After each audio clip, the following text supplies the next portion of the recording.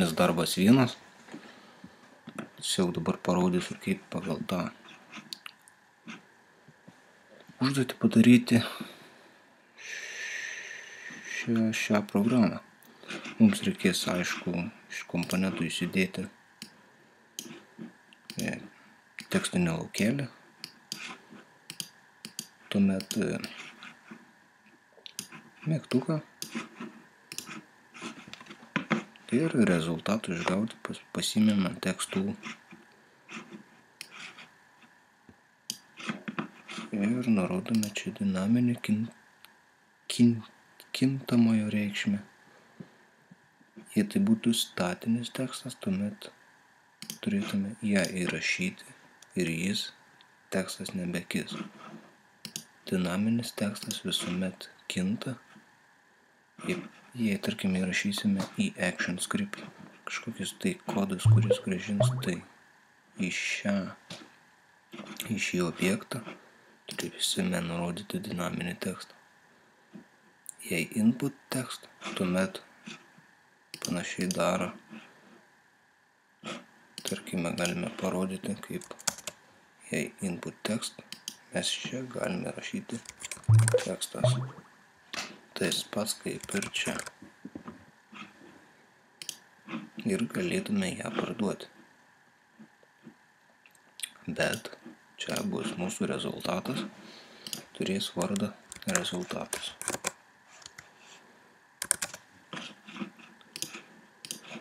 Mygtukas, žinoma, taip pat. Ir žinoma, čionais įvedamas instance name. Čia bus mūsų objektų vardai. Kaip ir čia. Čia bus mūsų rezultatas, tai bus objekto vardas. Čia bus mygtukas, taip pat to mygtuko objekto vardas ir laukėlis, laukelio vardas, laukelis. Žinoma, galima rašyti iš karto kodą.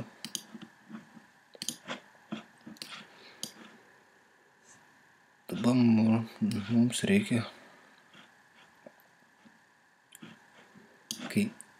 kai objektas yra paspaudžiamas, tai turime rašyti objekto vardą ir ir priskirti objektui kažkokį tai veiksmą. Priskirimo veiksmą tai yra funkcija add event listener. Čia dažniausiai gal tiesiog aš komentuosiu ir parodysiu.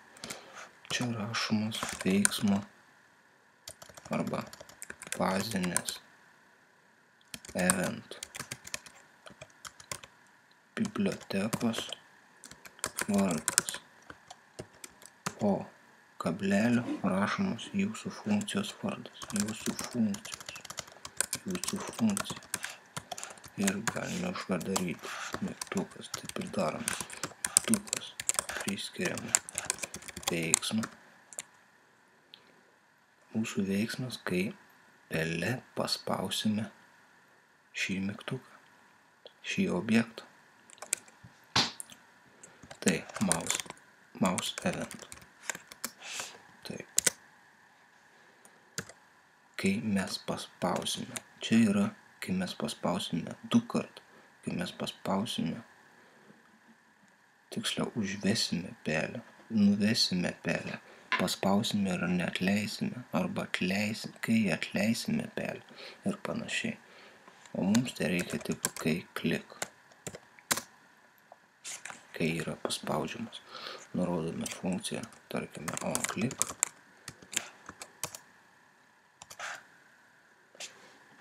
Kai įrašome tą funkciją, tiksliau tos funkcijos vardą, turime ją ir parašyti. Jeigu neparašysime, aišku, išmes klaidą. Turime sukurti funkciją. Argumente turime nurodyti to veiksmą.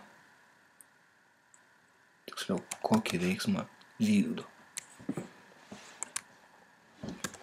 Nustatome void, nes kadangi mes nieko negrąžinsime su šia funkcija, tai kalbėsiu vėliau. Dabar mums reikia tiesiog parodyti, ką gauname iš šio tekstinio objekto mūsų reikšmę. Tarkime, trace, šis laukelis, tai mūsų objektas, text, gauname, išveda jo reikšmę. Text išveda jo reikšmę. Galime pamėginti. Mūsų tekstas. Išvedė mūsų tekstas į tą konsolinį langą. Tiesiog puiku.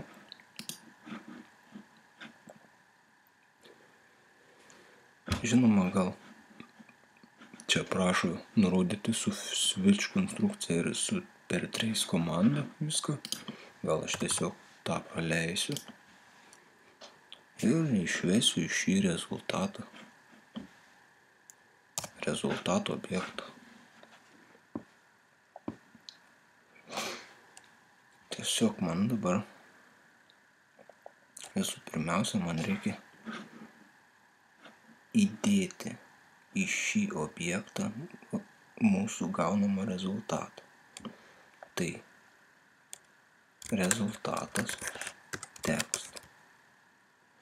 Mes su text galime gauti taip pat objekto reikšmę ir taip pat ją priskirti. Sukūrime, tarkime, kažkokią tai funkciją.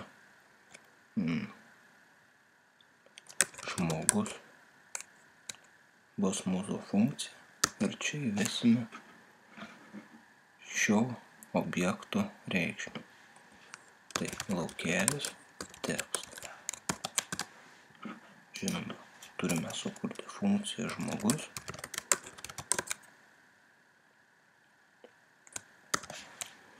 Mes įrašėme čia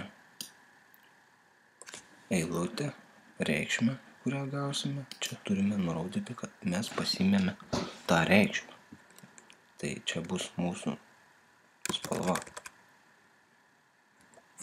Priskiriame string tipo kintamąjį ir taip pat string tipo grąžiname kaip funkciją. Su switch konstrukcija mes nurodysime, kokia tai spalva yra įvesta. Tai po switch imsime kintamai spalvą. Šią spalvą tikris, ar atitiks kažkokią tai reikšmę. Taip pat galima naudoti if konstrukciją. Spalva lygu tokiai reikšmei, raudona. Tai bus kažkokie veiksmai, jeigu ši spalvos kintamojo reikšmė lygi šitai reikšmė. Jei ne, ir turi kitą reikšmę, tarkime mėlyną, vėl kažkokie kiti veiksmai. Jei ne, tarkime nutrūksta kažkokios tai veiksmo dalis.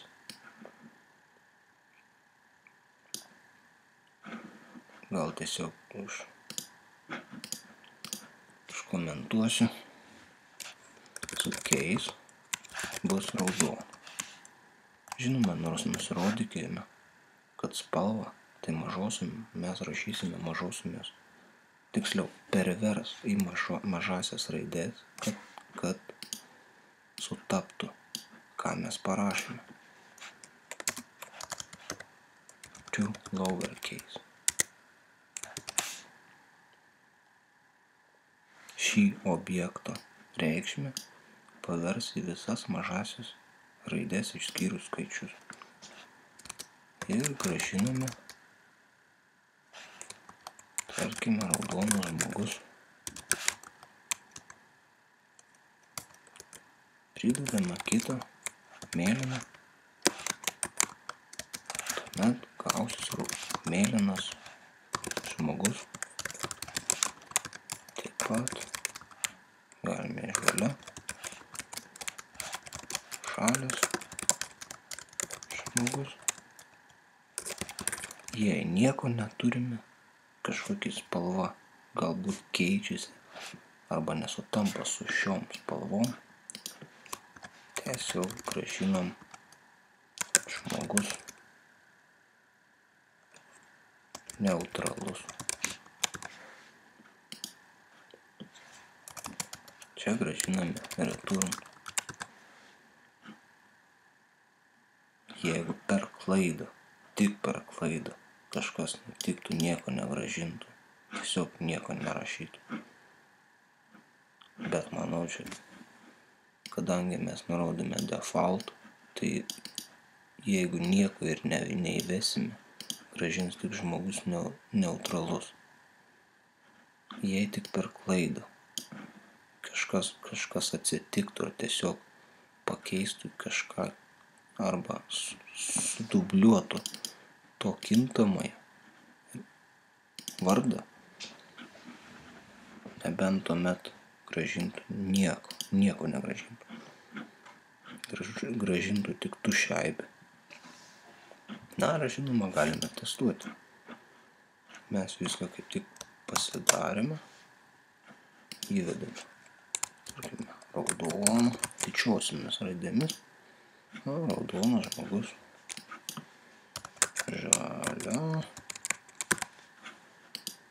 žalias žmogus, mėlyna, violetinė. Taigi nerado šios spalvos, išmetė žmogus neutralus.